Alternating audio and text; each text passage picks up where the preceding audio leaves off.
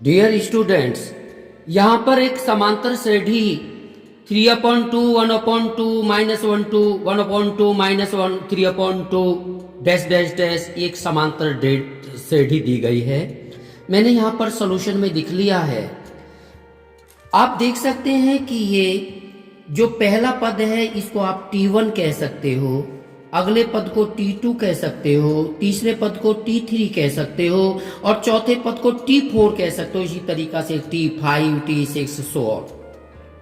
और पहले तो बता दूं, प्रथम पद किसी भी समांतर श्रेणी का प्रथम पद T1 होता है, यानी श्रेणी का प्रथम पद होता है। तो आप प्रथम पद यानी स्मॉल a बराबर लिख सकते हैं 3/2। अब बात आती है सार्वंतर यानी स्मॉल d की। स्मॉल d ज्ञात करने का फॉर्मूला है कि अगले पद में से पिछला पद घटा दो।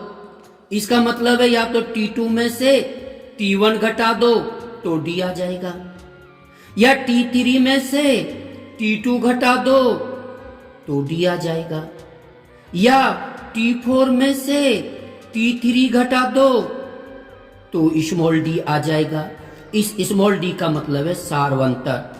यहां एक शर्त जरूरी है कि ये सार्वंतर T2 माइनस T1 करें या T3 माइनस T2 करें या T4 माइनस T3 करें, ये सब समान आना चाहिए। अगर ये सब जगह समान नहीं आता है तो वो समांतर श्रेणी नहीं हो सकती।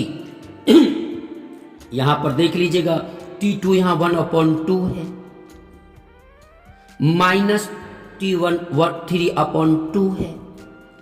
आप हर बराबर हैं, प्लस का 1 माइनस के 3 तो माइनस का 2 बचा, हर 2 रख दिया, 2 1 जा 2 तो -1 आ गया। ये d का वैल्यू आ गया। d पूछना चाहता है, -1 यहां पर d आ गया। a और d दोनों बता दिए, दोनों उत्तर हो गए। लेकिन हम चेक करना चाहें तो चेक कर सकते हैं, कहीं ऐसा तो नहीं है कि ये समांतर श्रेणी नहीं है। इसके लिए T3 माइनस T2 कर दीजिए। T3 है माइनस 1/2,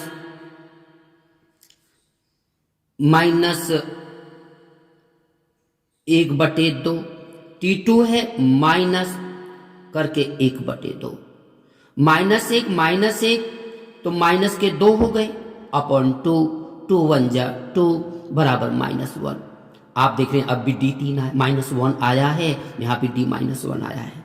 और चेक कर लीजिए, T4 माइनस T3 करके देख लीजिएगा।